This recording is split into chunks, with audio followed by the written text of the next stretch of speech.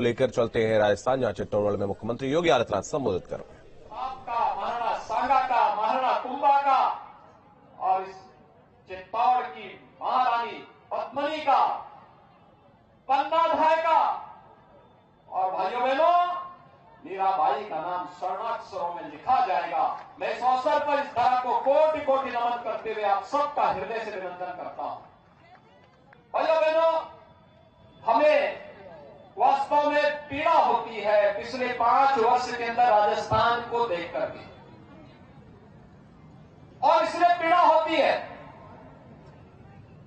कि जब देश आगे बढ़ रहा है, पूरे देश में एक नए भारत का दर्शन हो रहा है। पूरा देश दुनिया में अपनी एक नई छवि के साथ जाना जा रहा है। भारत को एक नए शक्ति के रूप में, उभरते हुए ताकत के रूप में दुनिया महसूस कर रही है। प्रधानमंत्री मोदी जी का नेतृत्व आज पूरी दुनिया स्वीकार कर रही है। अभी हमने G20 के अध्यक्षता के रूप में प्रधानमंत्री जी के नेतृत्व में दुनिया के 40 राष्ट्राध्यक्षों का दिल्ली में हुआ सितंबर माह में महासमिट इस बात का उदाहरण प्रस्तुत करता है। दुनिया के अंदर आज प्रधानमंत्री मोदी जी जहां कहीं जाते हैं, भाइयों बहनों, पूरी दुनिया तलक पावड़े बिछा करके उनका स्वागत करती है, उनका अभिनंदन करती है। यह अभिनंदन केवल प्रधानमंत्री मोदी जी का नहीं है भाइयों बहनों, भारत की 142 करोड़ जनता का अभिनंदन होता है। भारत का 142 करोड़ लोग गौरवान्वित होते हैं। भारत के बारे में धारणाएं बदली है। जो लोग पहले हेत इससे देखते थे, कमजोर देश के रूप में देखते थे, आज वे लोग भी भारत की ताकत का एहसास कर रहे हैं। सीमाएं हमारी आज सुरक्षित हो रही है। पहले जिसकी मर्जी आती थी भारत की सीमा में घुस जाता था। पहले जिसकी मर्जी आती थी देश के किसी कोने में आतंकी घटना को वारदात दे देता था, निर्दोष नागरिकों की हत्या कर देता था। आज आतंकवादी भी जानते हैं और आतंकवादियों के आका भी जानते हैं ये नया भारत है, छेड़ता नहीं है, लेकिन अगर छेड़ोगे तो फिर छोड़ता भी नहीं है।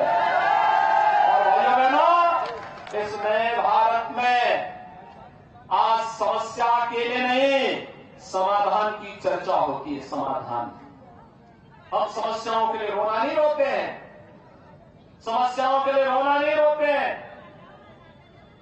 कांग्रेस में आतंकवाद की समस्या थी तो मोदी जी ने धारा 370 को समाप्त करके इसका समाधान दे दिया। कांग्रेस ने नक्सलवाद की समस्या दी, मोदी जी ने गरीब कल्याणकारी योजनाओं के माध्यम से 142 करोड़ लोगों को जोड़ करके उसका समाधान दे दिया। कांग्रेस ने अलगाववाद की समस्या दी, मोदी जी ने कनेक्टिविटी के माध्यम से उत्तर से दक्षिण, पूरब से पश्चिम पूरे भारत को जोड़ करके इसका समाधान दे दिया। ये नया भारत, हाईवे बन रहे हैं, world class highway, railway, airport, AIIMS, IIT, IIM, 1 district 1 medical college, हर घर नल की योजना, ये सभी नए भारत के अंदर हम सबको देखने को मिल सकते हैं। भाइयों बहनों, ये नए भारत में आज हम सब इस बात को महसूस कर सकते हैं, विकास भी है, गरीब कल्याणकारी योजनाओं का लाभ भी मिल रहा है।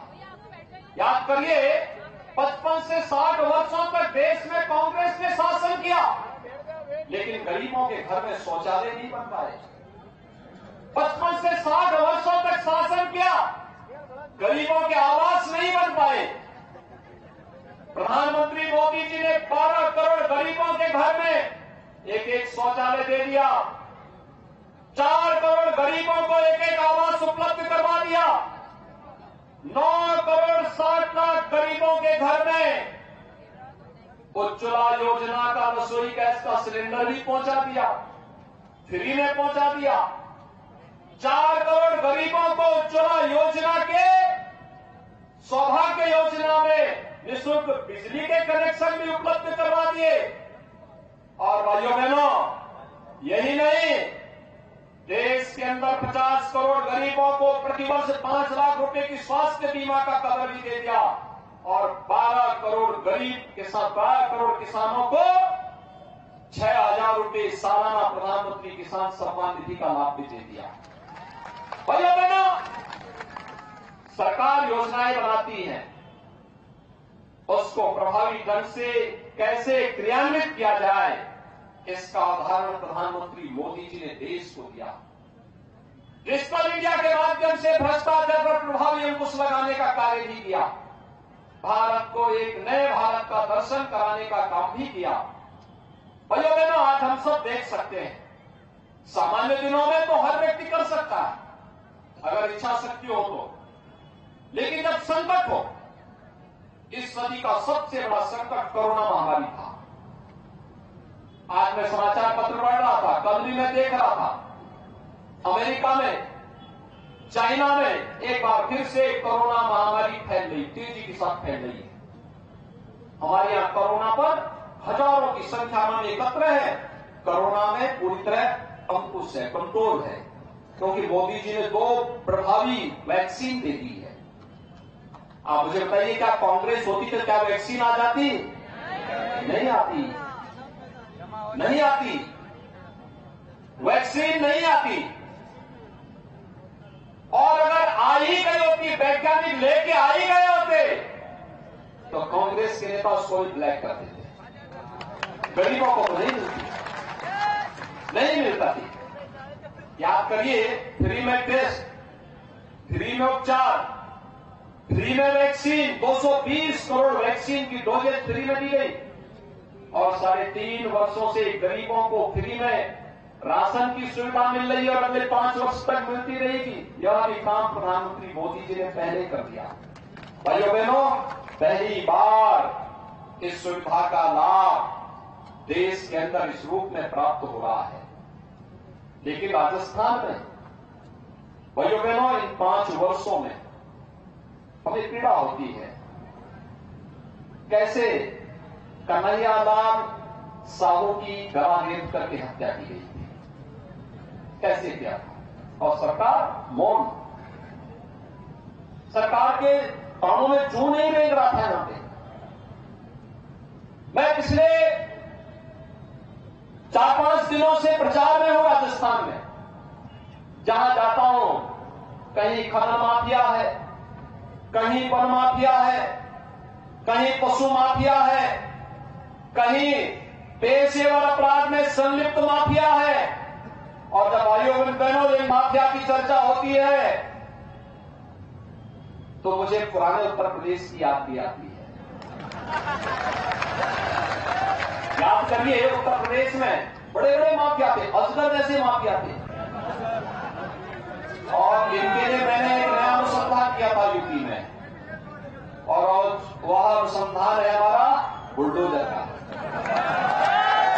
आप देखते होंगे ना, माफिया को रौंदते हुए बुलडोजर कैसे यूपी में चलता है, उनकी संपत्तियों को जब्त करके और गरीबों की आवाज कैसे वहां बनते हैं, महिला संरक्षण गृह कैसे बनते हैं, गरीब बच्चों के आवासीय विद्यालय वहां पर कैसे बनते हैं, ये उत्तर प्रदेश के अंदर हम लोगों ने करके दिखा दिया। और माफिया का इलाज तो डबल इंजन की सरकार ही है। डबल इंजन की सरकार हो, कार्य करने की इच्छा शक्ति हो, माफिया पनपने नहीं पाएगा, पनपने नहीं पाएगा। भाइयों बहनों, यह विकास का सबसे बड़ा बैरियर है, ये माफियागिरी। और इस माफिया को हर हाल में डबल इंजन की सरकार रोकेगी और इसके खिलाफ कार्रवाई करेगी। एक तरफ राजस्थान के अंदर जहां देखो वहां पे सरकारी योजनाओं में लूट, कोई योजना प्रभावी ढंग से लागू नहीं हो पाती। जब राजस्थान में विपत्ति आती है तो यहां के हुक्मरान पिकनिक मनाने के लिए निकल गए होते हैं। उन्हें राजस्थान की जनता जनार्दन की चिंता नहीं होती। एक और यह स्थिति, और दूसरी तरफ मैं देख रहा था भगवान राम का जन्म उत्तर प्रदेश में हुआ। वनवास कालखंड में भी सर्वाधिक समय यूपी के चित्रकूट में रहे। लेकिन भाइयों बहनों, रामनवमी में सर्वाधिक कार्यक्रम भी उत्तर प्रदेश में होते हैं, सर्वाधिक जुलूस उत्तर प्रदेश में होते हैं, लेकिन कर्फ्यू राजस्थान में लगता है। कर्फ्यू राजस्थान में। मैं वही सोच रहा था कि क्या ये कर्फ्यू राजस्थान में क्यों? पता लगा कि साहब वहां पे राजस्थान सरकार ने रामनवमी के जुलूस पे रोक लगा दी। रामनवमी के जुलूस पे रोक। मैं जिस जिले में जाता हूं वहां किसी एक संत की हत्या हुई होती है, यानी संत भी सुरक्षित नहीं। रामनवमी के जुलूस पे रोक, हर धार्मिक पर्व पे रोक, या वहां कर्फ्यू। 6.5 वर्ष से उत्तर प्रदेश में कर्फ्यू नहीं लगा, कोई दंगा भी नहीं हुआ। उत्तर प्रदेश के दंगाई दूसरे लोग की यात्रा में भेज दिए गए हैं। अब वे नरक लोक की यात्रा में गए हैं। उनको अब यहां मनुष्य लोग नहीं मिलने वाला है। और भाइयों बहनों, इसीलिए आज मैं आया हूं आपके पास। ये सरकार आपका न विकास करा सकती है, न सम्मान दे सकती है, न सुरक्षा दे सकती है, न गरीब कल्याण ही कर सकती है, और न आस्था का ही सम्मान कर सकती है। आस्था का सम्मान कैसे होता है? डबल इंजन की सरकार की ताकत और प्रधानमंत्री मोदी जी का नेतृत्व, अयोध्या में 500 वर्षों के बाद भगवान राम का भव्य मंदिर का निर्माण बन रहा है ना? भाइयों बहनों, बन रहा है ना? कोई संदेह? राजस्थान में कांग्रेस के इस माफिया प्रवृत्ति पर अंकुश लगाने के लिए 1977 में पहली बार कार्य प्रारंभ हुआ था, जब सर्वे श्री भैरव सिंह शेखावत जी इस राज्य के मुख्यमंत्री बने थे। उन्होंने राजस्थान को एक पहचान दी। योजनाओं के लिए जब मैं बात करता हूं तो मुझे इस मेवाड़ क्षेत्र में ही उदय सागर झील देखने को मिलती है। महाराजा उदय सिंह जी के समय में इतनी भारी झील किस रूप में बनी थी, जल संरक्षण का आदर्श उदाहरण। एक पूरा क्षेत्र झीलों की नगरी कहलाई। और वास्तव में स्वतंत्र भारत में इस समस्या का समाधान अगर किसी ने निकाला था तो वह निकाला था सरदार भैरव सिंह शेखावत जी ने। राजस्थान में यहां के भावनाओं के अनुरूप विकास होना चाहिए, उन्होंने निकाला था। राजस्थान पर्यटन का हब बनना चाहिए, इसका उदाहरण भी प्रस्तुत किया था उन्होंने। आज देखता हूं मैं कि हेरिटेज टूरिज्म में सर्वाधिक टूरिस्ट राजस्थान में आता है। मैं अभी पिछले सप्ताह भी उदयपुर आया था, उदयपुर एयरपोर्ट पे उतरा। मैंने कहा कि उदयपुर एयरपोर्ट में कितनी फ्लाइट आती है? मुझे बताया कि 25 फ्लाइट आ रही टूरिस्ट। ये टूरिस्ट यह राजस्थान में केवल टूरिज्म को डेवलप करने का नहीं, यहां रोजगार के सृजन का, हर स्तर पर लोगों को नए रोजगार उपलब्ध कराने का कार्य स्वर्गीय भैरव सिंह शेखावत जी के समय प्रारंभ हुआ था। उस कार्यक्रम को आगे श्रीमती वसुंधरा राजे सिंह जी के नेतृत्व में भी आगे बढ़ाया गया। लेकिन भाइयों बहनों, याद रखना, विकास, टूरिज्म और रोजगार के सबसे बड़े बैरियर है माफिया राज।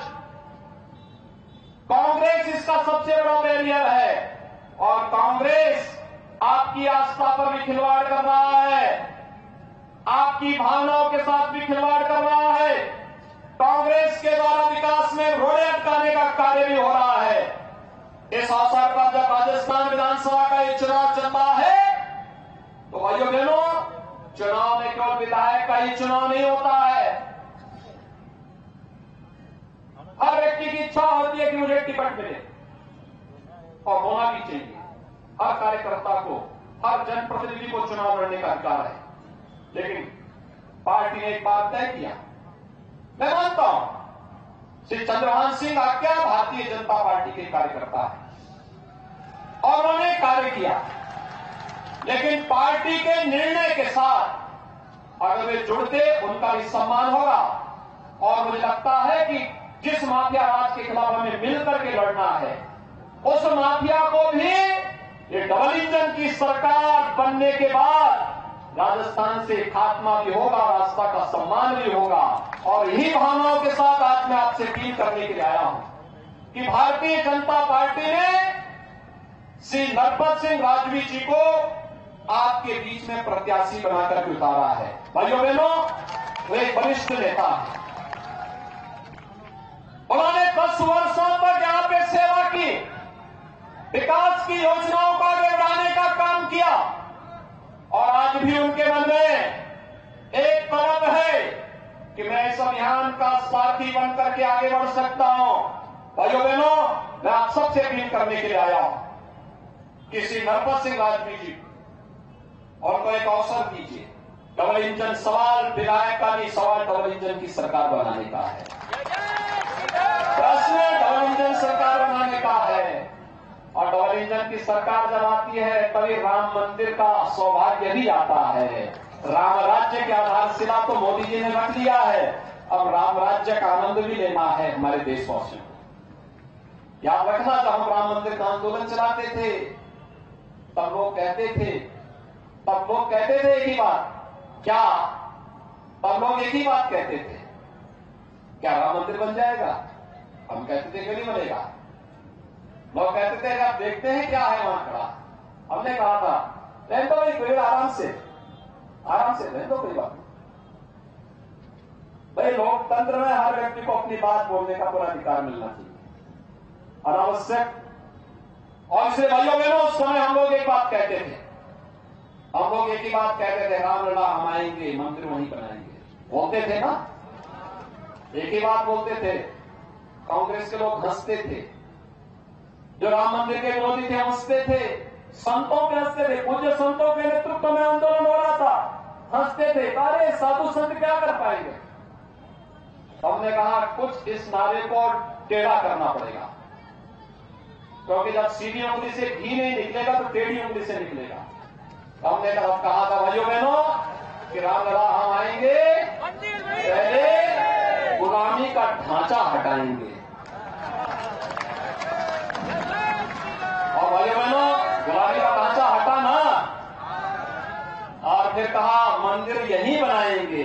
मंदिर बन रहा है ना, और 22 जनवरी को प्रधानमंत्री मोदी जी के कर कमलों से रामलला भी विराजमान होने वाले हैं। सहमत है ना? कोई संदेह? अच्छा मुझे बताओ, चित्तौड़गढ़ से कितने लोग अयोध्या धाम जाने के इच्छुक हैं?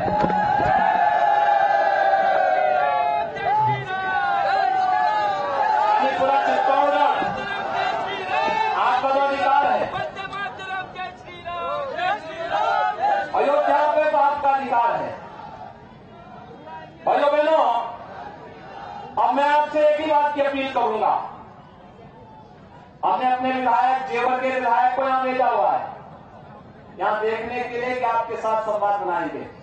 और मैं नरपत सिंह राजवी जी से भी कहूंगा और मैं आपसे भी अपील कर रहा हूं, आप नरपत सिंह राजवी जी को विधायक बना करके जयपुर भेजिए और 22 जनवरी के बाद वह चित्तौड़गढ़ के लोगों को अयोध्या धाम पहुंचे, बाकी वहां की व्यवस्था हम देख लेंगे। सहमत हैं? सभी लोग सहमत हैं? सभी लोग सहमत हैं ना? तो मेरे साथ एक बार दोनों हाथ बढ़ा करके बोलेंगे, जहां तक मेरी आवाज जा रही है, भारत माता की, भारत माता की, भारत माता की, महाराणा प्रताप की, महाराणा प्रताप की, महारानी पद्मिनी की, महारानी पद्मिनी की, महारानी मीराबाई की, महारानी मीराबाई की। जय श्री राम।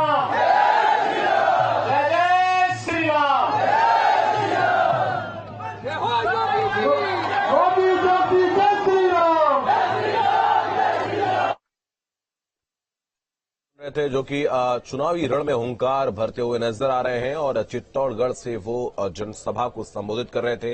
बीजेपी प्रत्याशी के पक्ष में समर्थन जुटाने के लिए वो वहां पर पहुंचे थे।